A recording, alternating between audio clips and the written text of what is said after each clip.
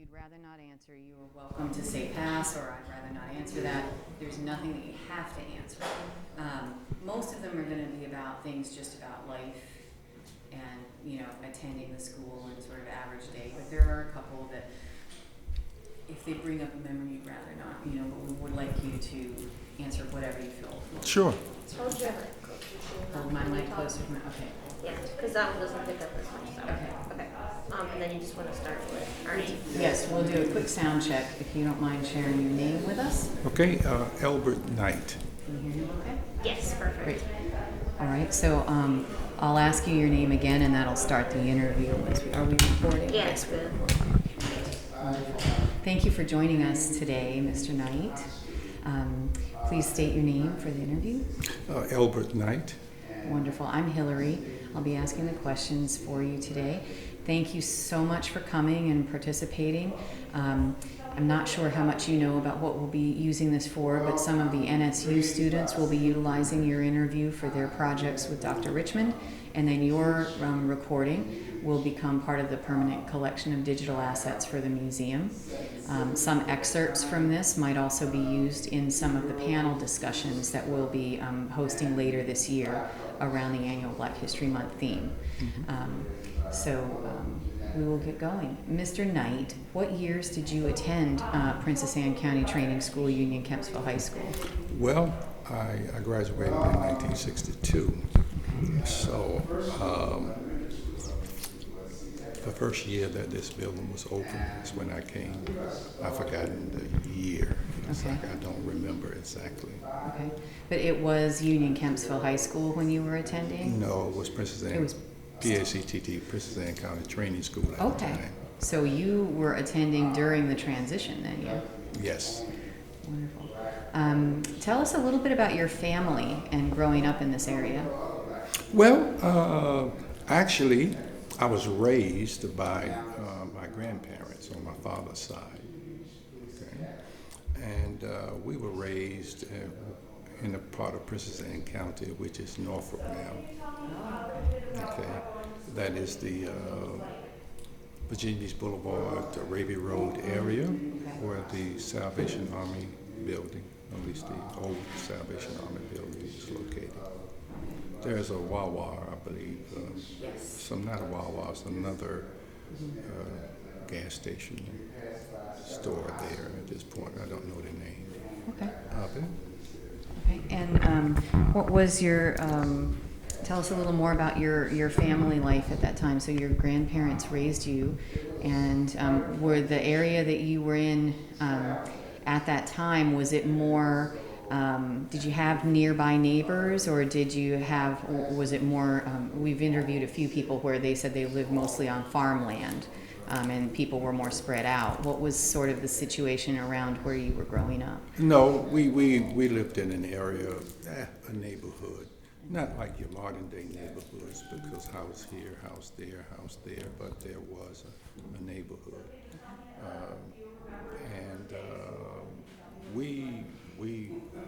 My upbringing was a wonderful, wonderful upbringing.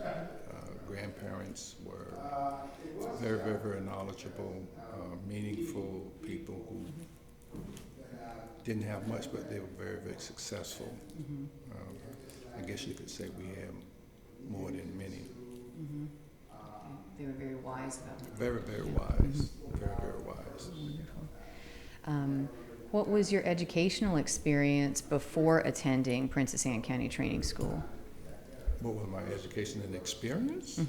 Well, like everyone else, I attended the Union Baptist elementary school down there, where the Union Baptist Church is located. I'm sure that other students perhaps alumni have shared those same things with you. Back in those days, it was enjoyable as far as I understood it as being a young person at that particular time. Okay. I don't remember all of the little aspects of it, but it was enjoyable. we were just going along with life and doing the best that we could with what we had and what we were taught. Okay? Okay. And the school at Union Baptist, tell us a little bit about what that was like. Was it would it be similar to the elementary schools that say your grandchildren now attend, or paint the picture for us a little bit about what that? No. No? Okay. No.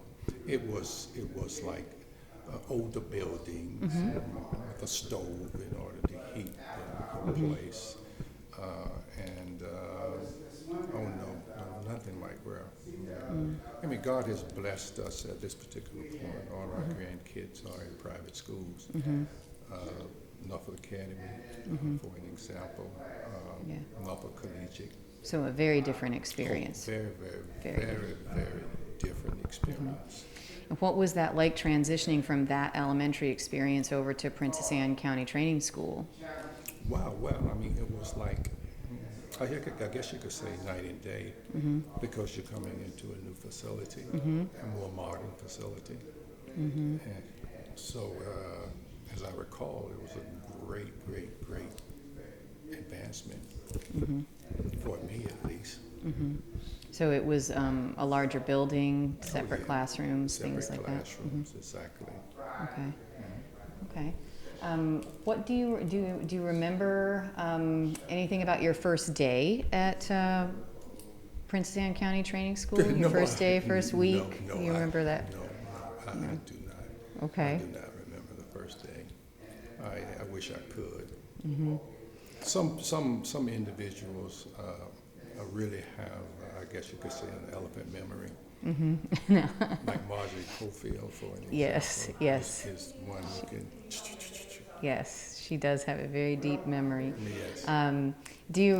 So if you don't remember your first day, walk us through a little bit of your experience at Princess Anne County Training School. Some things that you do remember rather vividly, or maybe they're fond memories, or things that stood out.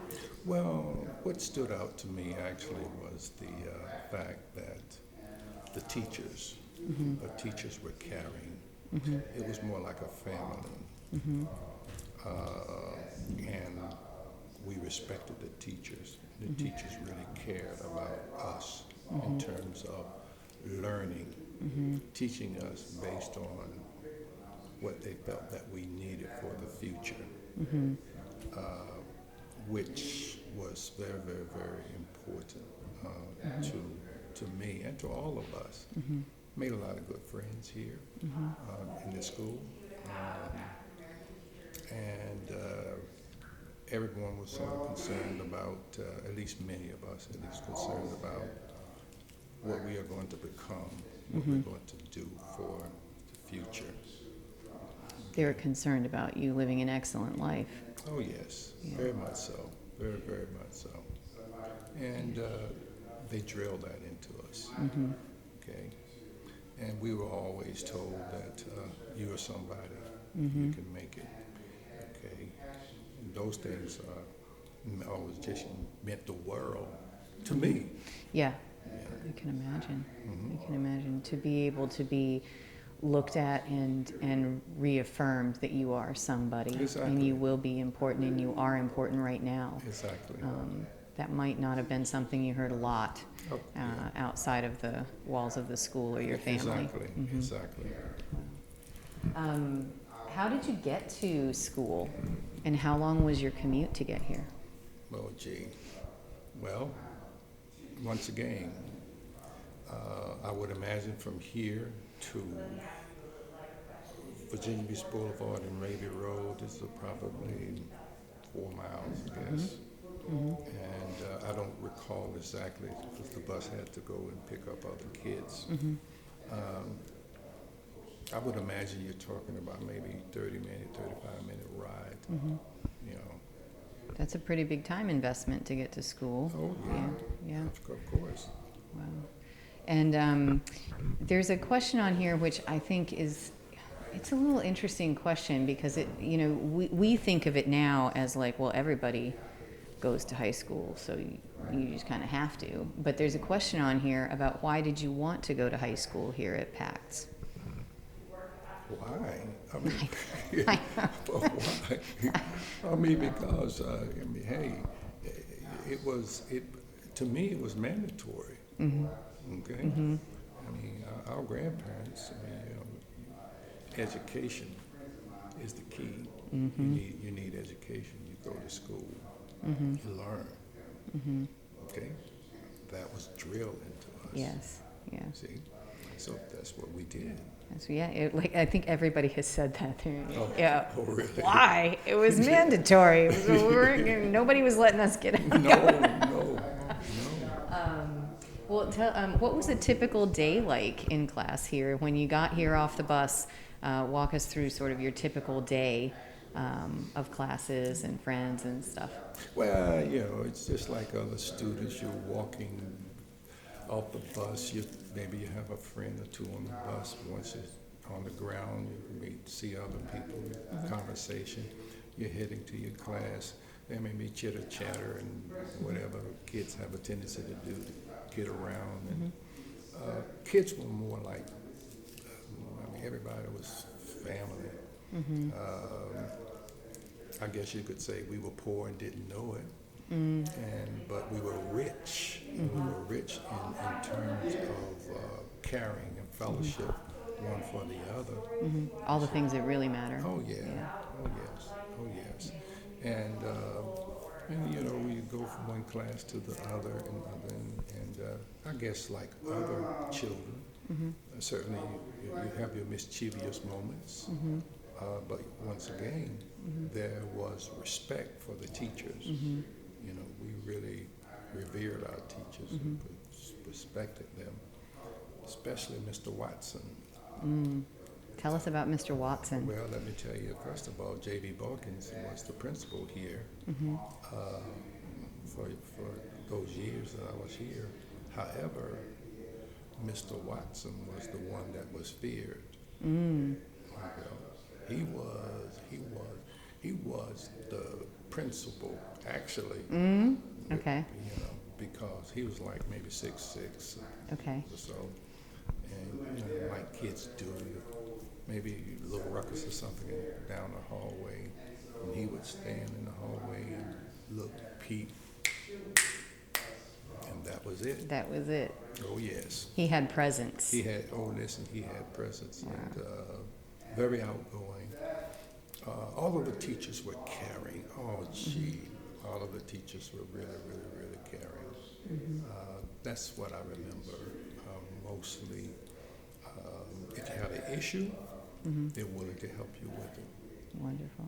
Okay. Wonderful. Yeah. I wish that we had so many teachers like that now, daughters in school, and you just kind of think, oh, I love hearing this about your experience with the teachers. What was your favorite subject? Well, what was my favorite subject? I guess I had a couple. We call it government / history. I liked math. Not so much the English part, but those two. Government and math. And who was your favorite teacher? Was it Mr. Watson?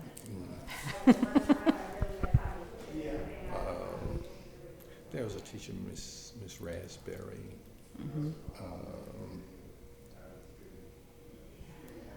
Mr. Watson was a great teacher as well. I guess you could say he was one of the great teachers.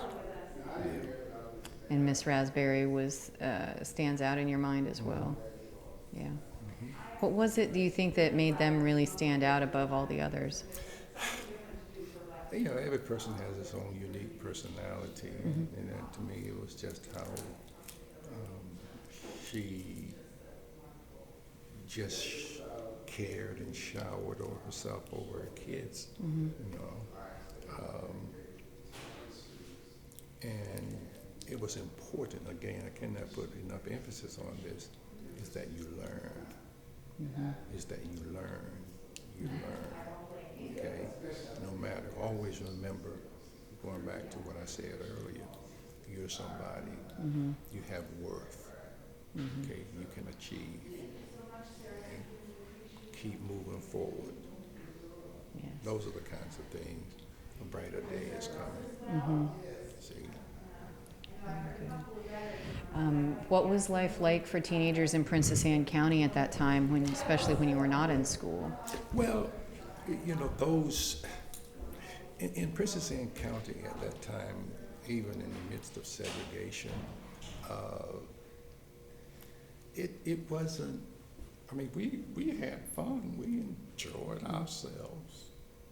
You found ways to be typical teenagers. Listen, yeah. I mean, it wasn't like, we fenced in, and this, that, and the other. Oh no, we were a life I enjoyed growing up as a young man.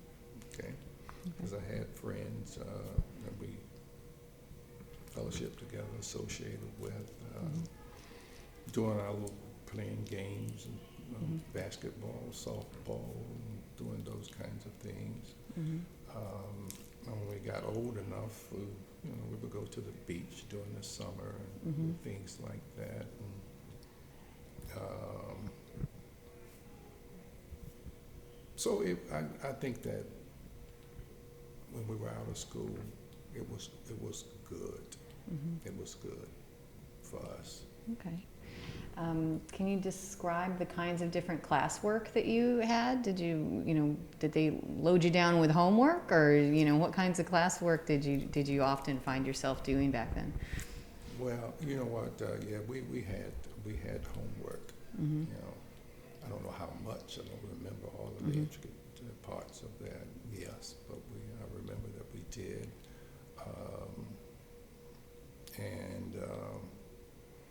And some kids were more, in every generation you have your honor roll students and so forth and so on. You see, I guess I was in the middle.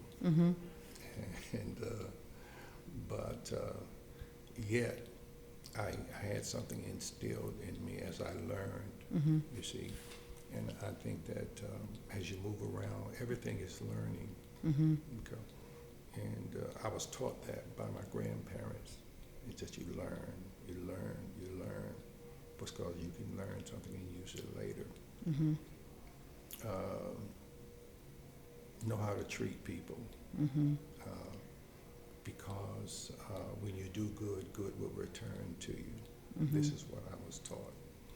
And all of those things was a carryover for us.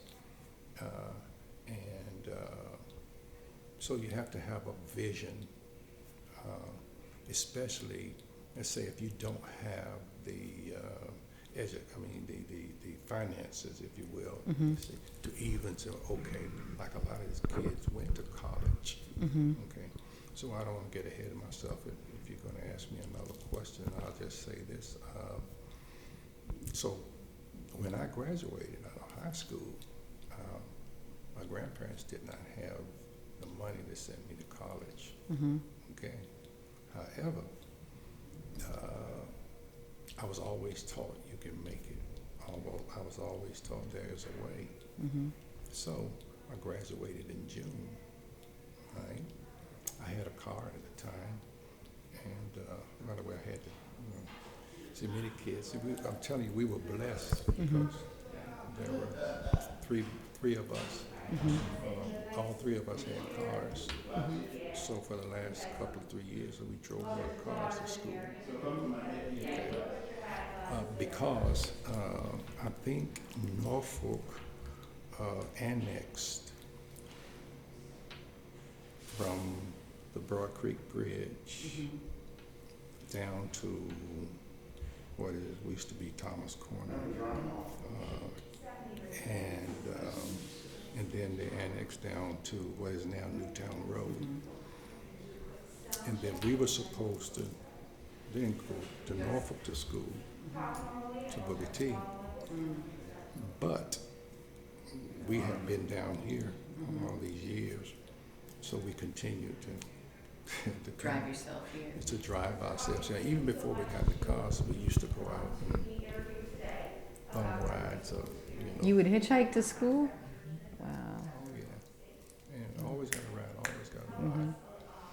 many of the teachers at that time lived in Norfolk, Mm-hmm. and they would drive down and they saw us. They knew Yes. that we should be in Norfolk, but no one said anything. Thank God. So you got to finish here I got where to you finish started. here. Wow, wow. Okay. So, And you were saying that your grandparents taught you that that there's always a way. yes. So tell us a little bit more. How did you? So you had the car. You weren't Right. immediately going to college, No. but you So knew what I there'd be a did way. was, and I graduated in June, somewhere in the last of August. I sold my car. Mm-hmm. September the 5th, Mm-hmm. I was in the Army. I joined the Army. Mm-hmm. Okay. I spent 3 years in the Army, 2 years in Europe. Mm-hmm.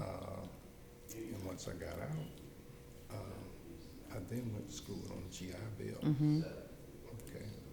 And that's how I was able to deal with my college. Mm-hmm. And subsequently,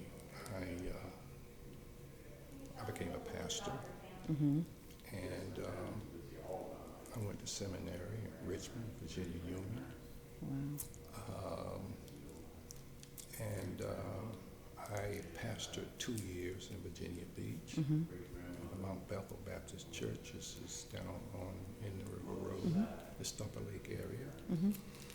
and that was from 1979 to 1981. Mm-hmm. September of 1981, I was called to Mount Carmel Baptist Church in the city of Portsmouth, Mm-hmm. and I pastored there for 40 years and 9 months. My. Okay, so I just retired May of last year. Wow. Okay, God blessed us with a wonderful, wonderful congregation. Mm-hmm. Congregation that expanded. Mm-hmm. We acquired property, added on to the building. Wow. I started what we would call a Victory in Jesus substance abuse ministry. Mm-hmm. That ministry was in force for 25 years. Wow. Drugs, as you well know, became a big problem Mm-hmm. and still is today. So God blessed the ministry so that several hundred individuals have been through this ministry. Wow. Many now are clean, sober, productive citizens in society again. They're not out here doing those crazy things. All of the circuit court judges in the city of Portsmouth have been to our church. City manager, mayor, probation and parole, city council persons, Mm-hmm. chief of police, state senators. All of these people have been because they supported our ministry. Mm-hmm. Some of the judges were keynote speakers when we had our annual Victory in Jesus Mm-hmm. anniversary. Mm-hmm. And I have been, because of the ministry, as a character witness to help individuals Mm-hmm. who had gotten themselves into trouble Mm-hmm. because of drugs and or alcohol. Mm-hmm. So I've been to every court in Tidewater, Wow. every court as a character witness, every court Wow. in Tidewater, okay? And our ministry became a ministry that was well known and well respected. And oftentimes, on many occasions, the judges, because we had more success, would release those persons over to us. Wow. Okay. I also was a part of a program started by the state of Virginia. It was called Operation Turnaround. Mm-hmm. Operation Turnaround was a ministry to help individuals to not go back in jail, recidivism, because it was very, very prevalent. And I they have various sections of the state that was, anyway, I was the head of the Portsmouth area. Mm-hmm. And those are the things that we did. So once a person was released from jail, Mm-hmm. whether it was Indian Creek or the other place out there, they would have to go to, naturally the parole board. Mm-hmm.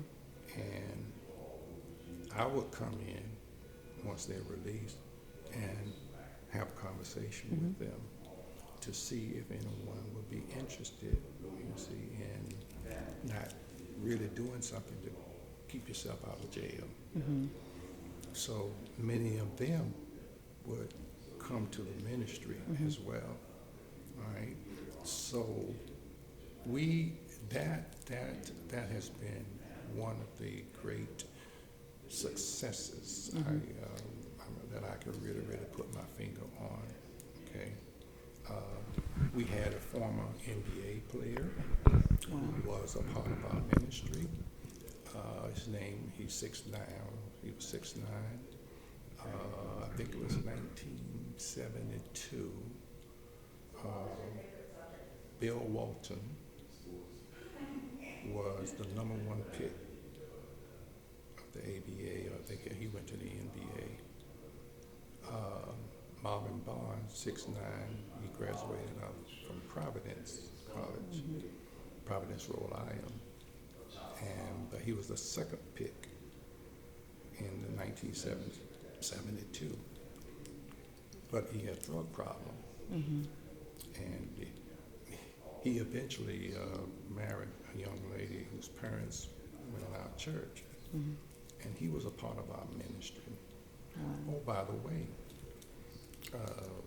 we have been in the newspaper, Virginia Pilot, 3 different times. Marvin Barnes and our ministry was shown. We were on the front page. Okay, Marvin Barnes was a great asset to our ministry. There are people right now who are scattered all over Tidewater and out of the state who were once bound but no longer are. Yeah. And I really thank God so much for using me in this particular capacity. I've never been on drugs, never used drugs. I've never drank, I've never been drunk. I never smoked. Okay? But yet, God enabled me to start this ministry and to help people. So I look at that in terms of my 40 plus years in the city of Portsmouth, how that individuals have been helped. Okay, so that was success, a great success. It sounds like you really exceeded that standard of excellence that Miss Raspberry and Mr. Watson and all of them put in you. I mean, you took whether you were conscious of it or not, you took their looking at you and saying you are important and you are worth something, and you became very important, and you also showed that to other people, because I have to imagine people that fall victim to those sorts of things don't feel very important, and having you and your ministry look at them and pass that same message that you were given as a youth onto them, and you saying you are important, you are worth something, we're going to help you stand up again. Exactly. That had to have been very powerful. You really carried that through your whole life. Yes, very powerful. And when you see it in action, you see it. It's amazing what it does to you. I mean, it's not you. It wasn't me. It was a higher power. God was dealing with me, Working through you, yeah. Oh yeah, and so, and when you have testimonies of people who are now free from drugs, free from alcohol, you see, that's a terrible. That drug demon is a terrible demon. It is. Yes, It is. it really is. So those, those kinds of things, I've been doing that. Now, since I'm retired, okay, now what do I do now? Okay, well, 3 days a week, I still do a Facebook message. There are people who listen. I'm teaching. I still share Christ. I have folk who watch, all of them in Texas, Yuma, Arizona, California, North Carolina. They tune in. So, and I thank God I have grandkids in this area. The other thing is that my wife died like about a year and a half ago. So that was quite a challenge for me. I'm sorry. Yeah, thank you. Having been married, we were married for 55 years. Wow. 55 years. Now my wife,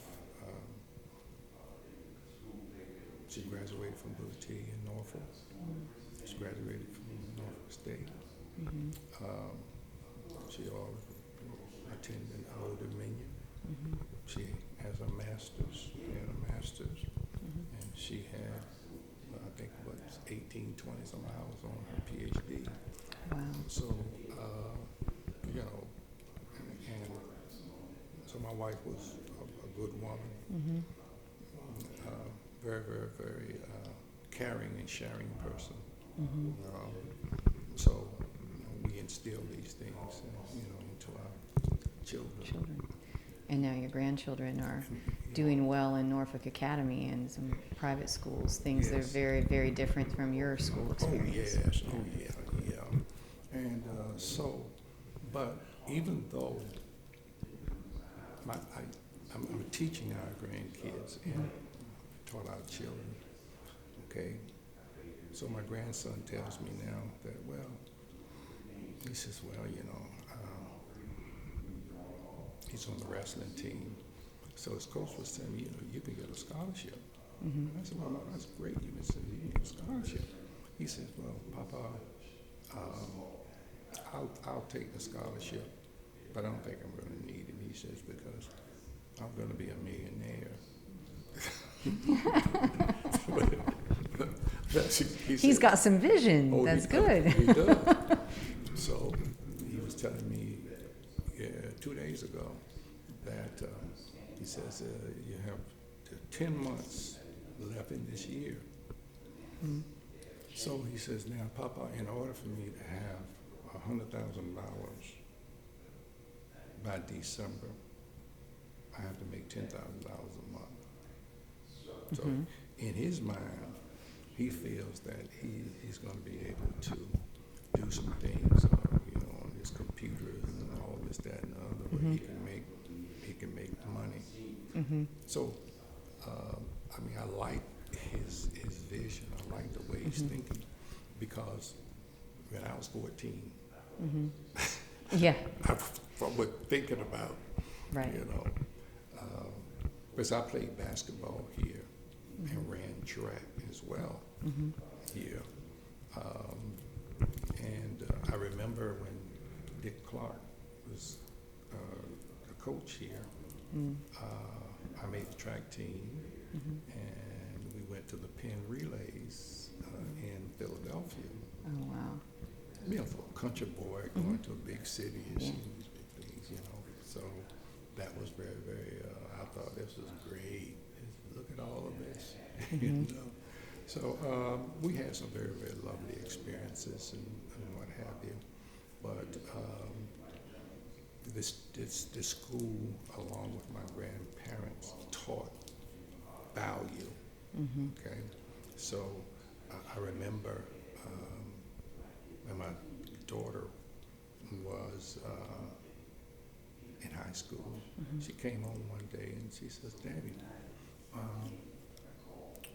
so you need to be invested in stocks. So I said, I don't know anything about stocks. So she said, well, Daddy, you can learn. Mm-hmm. Okay, all right. So I went to a bookstore and I purchased books, things about stocks and what have you. So because of my daughter, I started investing in stocks. And so, and the stocks, did very, very, very well. Right? So my wife and I, we were able to, I purchased a house and I fixed the house up. And then I took a second mortgage out on the house. And I ended up with that. And I bought a four-family apartment building. And renting those out. Then took some more money that my stocks had made, and I bought another house, and I rented that one out. Then, and I bought another house, Wow. and rented that one out. My wife always liked the water, so we ended up buying another house in Chesapeake, a waterfront property. Wow. Okay, so, and what I'm saying is, from a young man to come out of Union Kempsville High School in 1962, okay, the Lord enabled me to become successful, all right, and that started at home with my grandparents, and it was a carryover here in this school.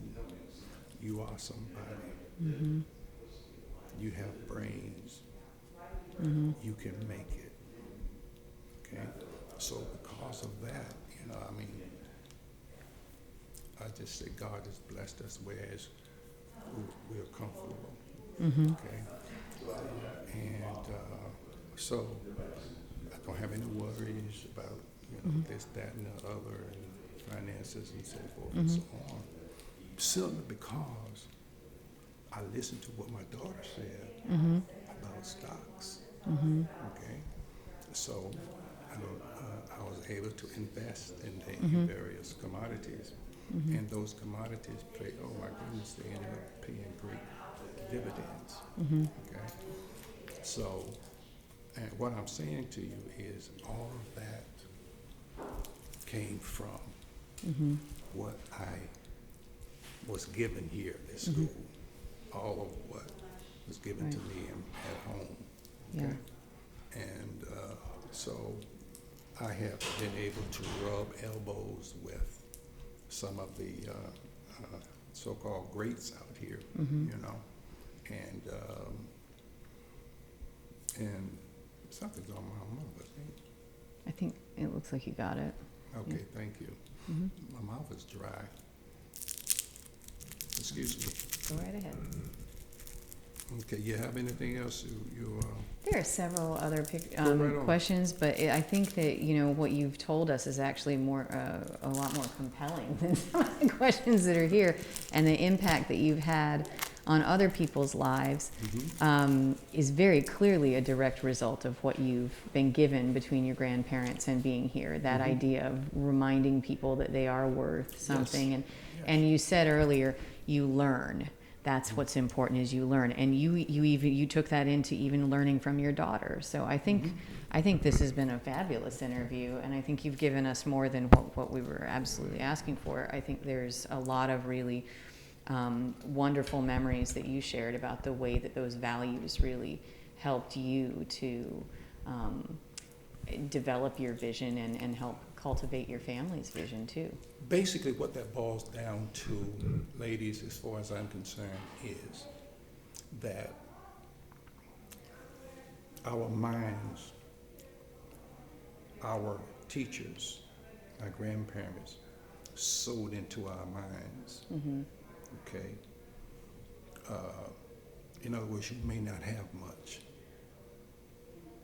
but you are someone, and you can achieve. Okay. Keep that in your head. You can achieve. you are somebody, you have a brain, okay? You may be black, okay? But you can rise above where you are. Because the Bible teaches this, as a man thinketh in his heart, so is he. You see, so you have to think that, okay? Right. And you don't allow anyone or anything to defer you because your skin is a different color. You see? Yeah. So the truth of the matter is, when it's all said and done, the way our society is, you know, the color is green. You see, that's the color. That's the thing that folk listen to and look at nowadays is green. You know, and I think you understand Yes. what I'm saying. So,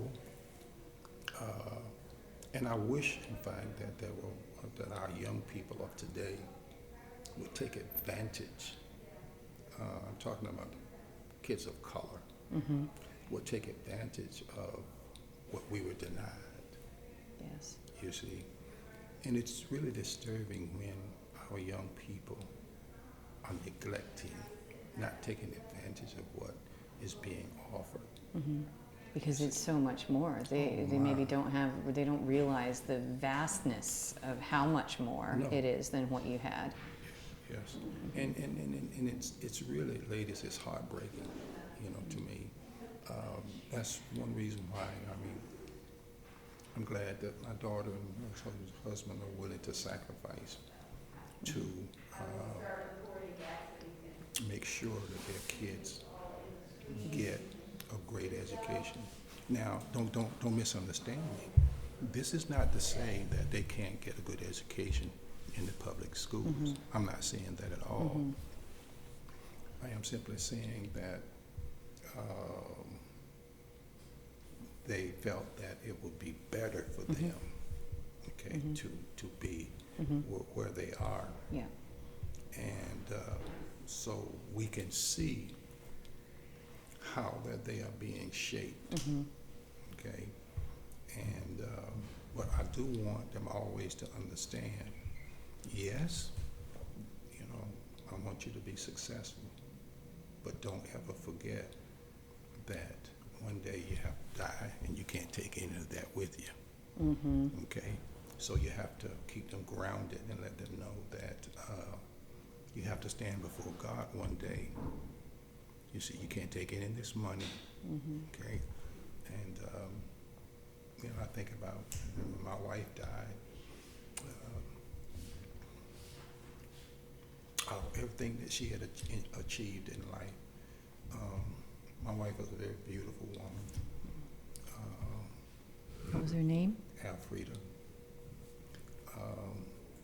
She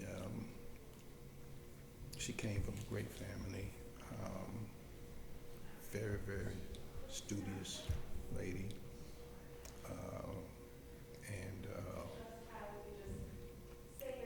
But my point is, out of all that she achieved in life, okay, she had to leave everything behind, you know, and so, and those things I think it's important to teach as well. And I just hope and pray, and you know, perhaps as we're concluding this, that other young people, other families would instill values, if you will. Okay. Now, I guess one of the final things that I want to say, I think it's important to leave a legacy for your children and your grandchildren. Okay. When I say legacy, I'm not referring to finances alone. I'm talking about you're leaving a spiritual legacy, leaving a legacy in terms of your worth. You see, you can do it. You're somebody. Things now are a lot different. You know, things are more challenging, if you will. And, you know, kids have a lot to deal with today. There's so much pressure coming from all sides. And she looks like she's young. 26. 26, okay. I'm 45. Okay, you look young as well. I have a young one though, so I'm drinking this all in because I have a daughter Okay. to build up a legacy for. Yeah. I mean, you know, because I want it to be that once my eyes close on this world, okay, is I want my kids to always remember. Well, we have two children. I want our grandkids to remember that this is what Papa and Grandma taught us. This is what is important. You see, and I want them to always keep their head high, but don't think that you're better than anyone else because of what you may achieve in life. You see. Well, that's the difference between dignity and conceit. You're teaching them to have dignity. Yes, not ma'am. Without the Yeah, conceit. I like the way you put that, and yeah, I do believe that is so very, very, you know, very important. So I'm very, very grateful for what has taken place, you know, in my life, and I also think it's important. Was a song out, and I guess it's still popular in some areas. It says, "If I can help somebody as I travel along this way, then my living won't be in vain." No man or woman is an island unto themselves. We need to be an extension of God and reach out to others and try our best to pull them along, because some may find themselves stuck. And the bad thing is when you become stuck mentally, when your mind is stuck and you cannot see, okay, that you have potential and that you really, really can be something in life. Okay, life is tough life is tough, and it's tougher for, you know, some other people. I mean, everybody's not necessarily the same, but we have to persevere, keep moving forward, and somehow, in some way, things are going to work out fine. Now, I don't want to monopolize your time too much here, so you haven't. I hope I'm not talking too much. No, this was wonderful, and I think that was a great note to wrap it up on, that you have to keep persevering. And